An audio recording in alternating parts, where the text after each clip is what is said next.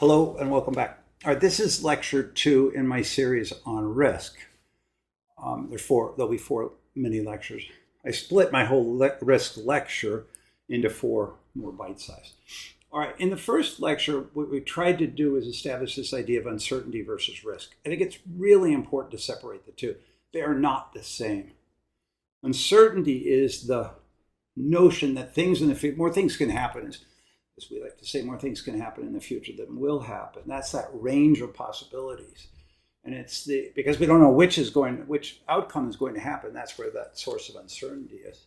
Risk is a subset of uncertainty. It's not the same thing.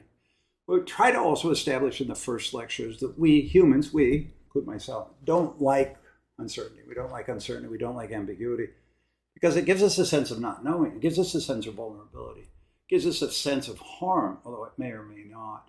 But we don't like that, and therefore we approach situational uncertainty with some trepidation. It's universally the case, but as a general rule, good way to think about it. But risk is a subset of it. It's not the whole thing. So that was what I really tried to establish as kind of our dealings with uncertainty, separate the two. The other thing I tried to do, or wanted to do in the first lecture, was begin to define this idea of investment risk. And what I said then was investment risk is uncertainty. That's critical. Commitment of capital, that's a key part of it. And then finally, potential for loss, that harm, that risk. I'm going to use that now in this next lecture. We're going to use that as we look at investment opportunity.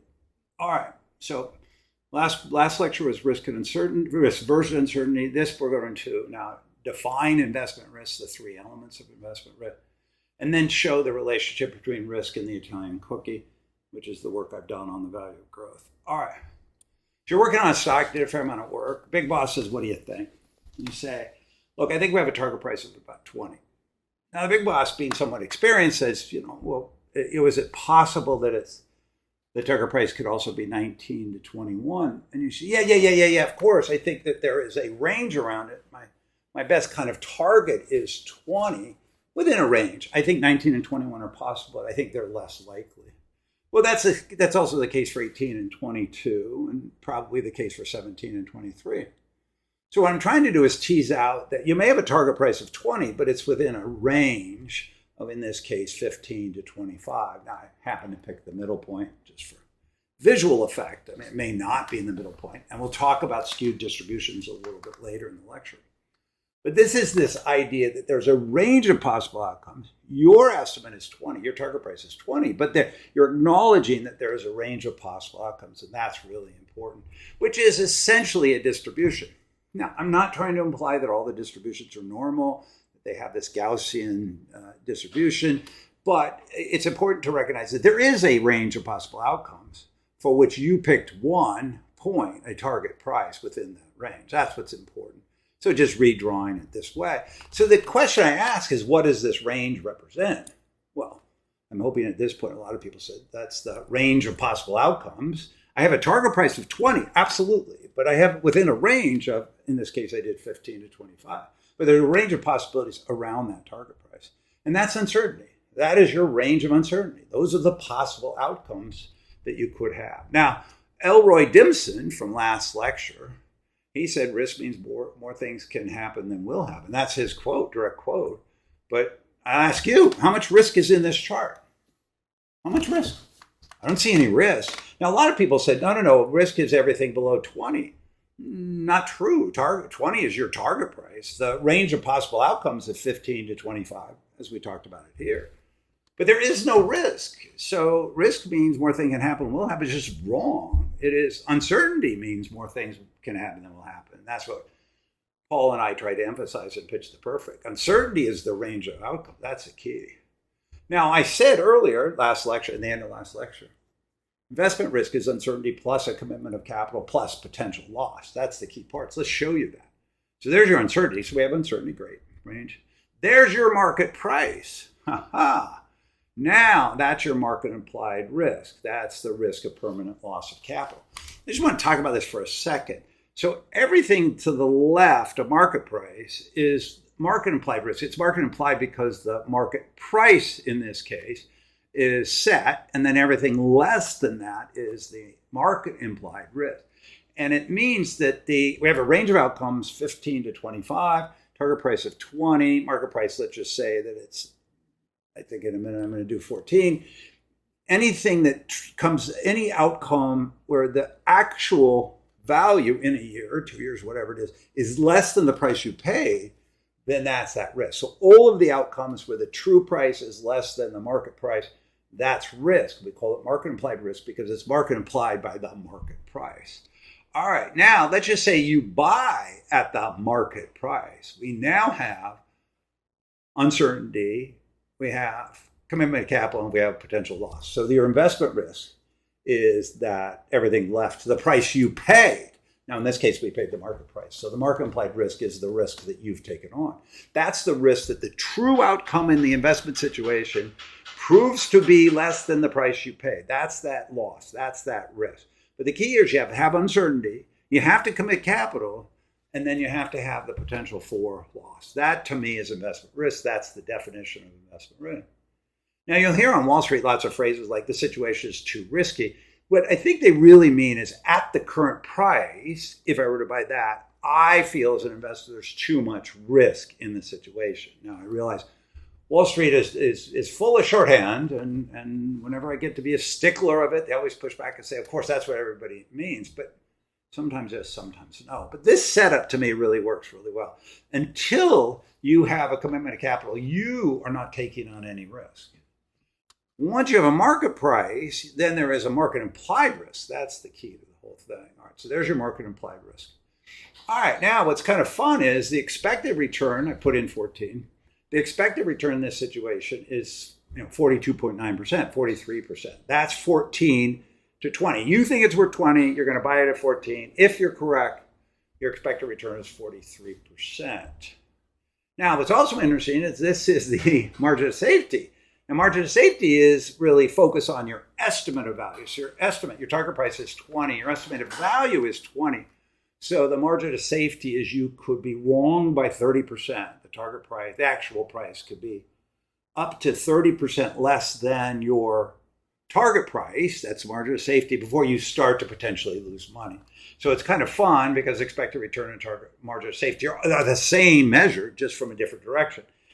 The expected return is what you expect to get given the price you paid, market implied, and the margin of safety is how wrong you can be in your target price, 30%, before you run the risk of losing money. That's pretty cool. All right, now we often hear the risk reward in Wall Street. So risk is everything to the left on this chart, everything to the left of market price, every outcome that's less than the price you paid, the market price. And reward is everything to the right. And again, I say this probably too many times. I'm not trying to imply it's a normal distribution. I'm not trying to imply that all situations are normal distributions. I'm going to show you some skewed distributions in a minute, as I said before. I'm just trying to show you the reward's everything to the right. Risk is everything to the left. Now, we've not talked about time here. We're not talking about time. We're just talking about absolute returns. All right. So now if you have a higher market price, without a change in your target price, guess what? You have additional risk and less reward. And that's important. You need to mark to market, particularly if you have liquidity. You need to be able to mark to market. So a higher market price without a change in the target price would result in less reward, higher risk, additional risk. And so your expected return will go down. Obviously, now the market price is 17 and your target price is still 20, your expected return from there is only 17%. And your margin of safety is declined from 30% to 15%. So as the price went up, no change in target price, margin of safety goes down. The error band, how much you could be wrong on your estimate of your target price, goes down. You have to be more precise. Confidence, really, your precision has to go up. At the same time, your expected return goes down. Well, that fits with our experience, so that's good. We like that. All right, the other thing you hear on Wall Street is the bull case, the bear case. So in this situation, the bear case is it's worth 16, the bull case it's worth 22. That by itself is sort of uninteresting. I mean, it's valuable, I guess it's uninteresting, but we really have to add a stock price. All right, so in this case, we'd have a favorable risk return because the downside from, I think here, call it 18 to 16 is a lot smaller, the probability weighted outcomes is a lot smaller than the bull case. So that's a favorable. Whereas that's a somewhat not so favorable risk reward, right? There's a lot more downside implied than upside. So we can use these charts to kind of think through. I don't know that the bad news, I don't know the distribution of outcomes, but this at least gives me, I think, a way to think about all the things we tend to talk about. All right. Now, I set that up using a target price, but you can use also a target growth rate. And I tend to think more in growth rates because of the market-implied value growth work. But it's exactly the same setup. So let's just say your target growth rate is 7.5%. Same exercise. Big boss says, what do you think? I say, I think this thing can grow at 7.5% for the next handful of years. And you say, well, that's interesting. But within a range, right? It's everything from maybe the far left is 0, the far right is 15%. But my target is about 7.5%. Interesting. But I can't assess the investment until they put on a market price. So how much risk? There's no risk. But if I have a market implied growth of 6%, target growth rate of 7.5%, I've set up the chart exactly like we did before. So I have a target growth rate of 7.5%, I have a market implied growth rate of 6%. And so there's your market implied risk, and there's your uncertainty. And if I buy it at 6%, then my personal investment risk is equal to the market implied risk, which is key. All right. So now I can layer in the Italian cookie. And so in this case, I have invested capital, present value, competitive advantage, market-implied value growth.